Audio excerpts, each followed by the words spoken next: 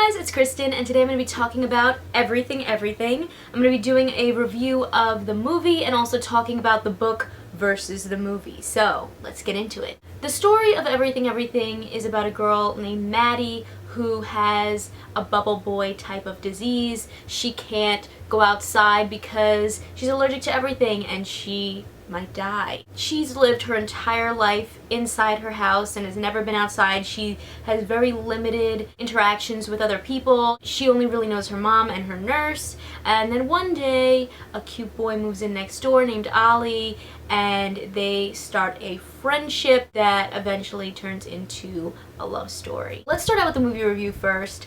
I really enjoyed it. I thought it was fun. It was really cute. I really liked the relationship that Maddie and Ollie had. I think I liked it better in the movie than in the book, actually, because in the book there was a lot of text conversations, so you're really more just seeing them interact through text, whereas in the movie they were able to implement some interesting film techniques to make it feel like they had more time together and more of a connection.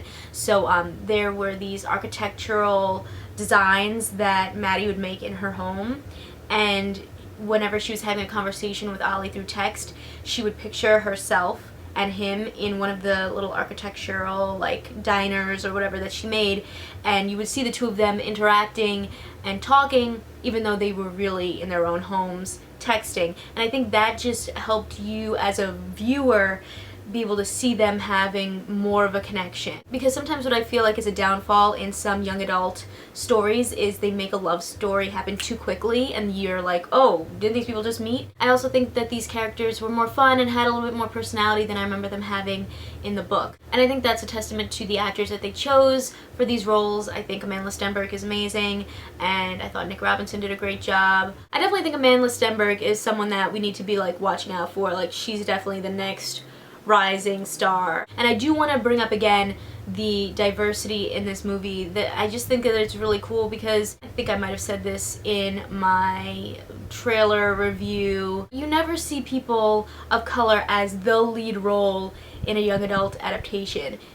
Take a look at the past young adult adaptations: Harry Potter, Paper Towns, The Fault in Our Stars, Divergent, The Hunger Games. It's always a white person who's the main person. And so I thought this was really cool that, we really got to see this really beautiful love story with, someone of color. I just hope we get to see more of that, because it's very exciting and this is where we should be going. The world is diverse, so let's make our movies and our media diverse. There were some things that I did think were a bit rushed in the movie, or that they didn't really expand upon that they could have. I think one of them is Ollie's family situation. In the book, I think that they talked about it a little bit more. There were also some things that I thought were a little bit unrealistic, and this wasn't even just for the movie, this is for the book too.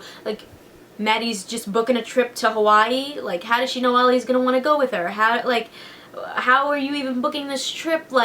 I don't know, that just seems very crazy. And I remember in the movie, there's a part where they're driving in Hawaii. Obviously they had to rent a car. Aren't they 18? Don't you have to be 21 to rent a car? So I don't know how they pulled that one off. The other thing is the big twist at the end, I felt, is unrealistic, and I felt that way when I read the book too. And I was hoping that they would make it a little bit more clear in the movie, but I don't think that they really did.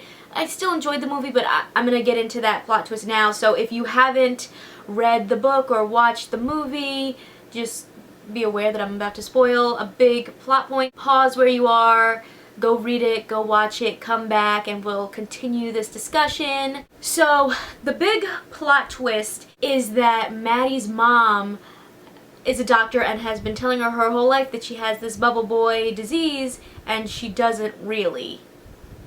She was just afraid of losing her. So Maddie is not sick. The reason that I feel so strongly about this twist is because Maddie has this nurse, Carla, who's been with her for 15 years, who's not in on this secret. She doesn't know that this girl doesn't really have the bubble boy disease. How does she not know?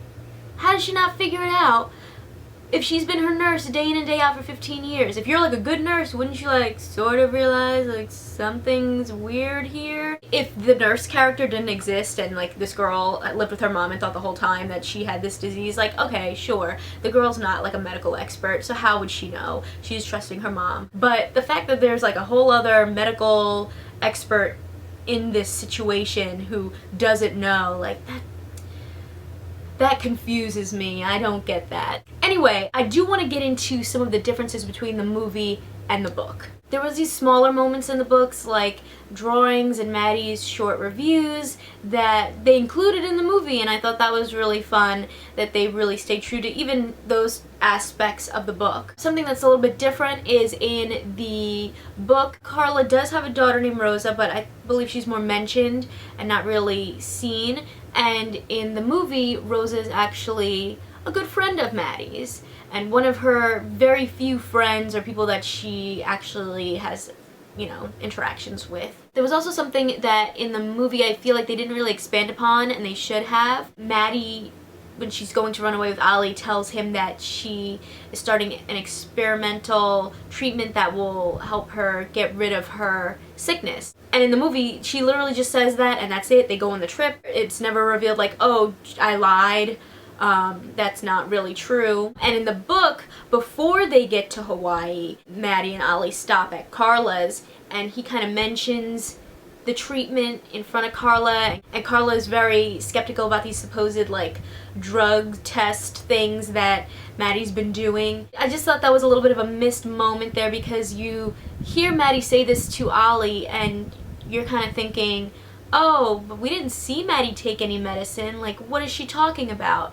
And really the whole thing was that she lied to get him to go with her. So there was kind of no like resolution with that moment. And the other big difference I would say that I noticed right away was that when Maddie does learn that she isn't really sick, she gets a phone call from the Hawaiian hospital that she was staying at, versus in the book she gets a letter, which is why it takes so long for her to find out once she gets home that she's not really sick. Overall, I enjoyed watching the movie. There was a bunch of moments that made me go like, "Aw, like that's so cute." It's like a cute, adventurous love story.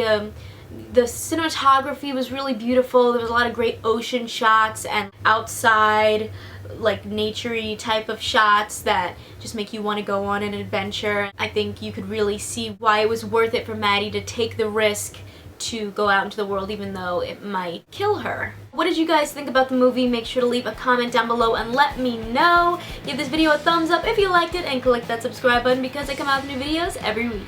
See ya!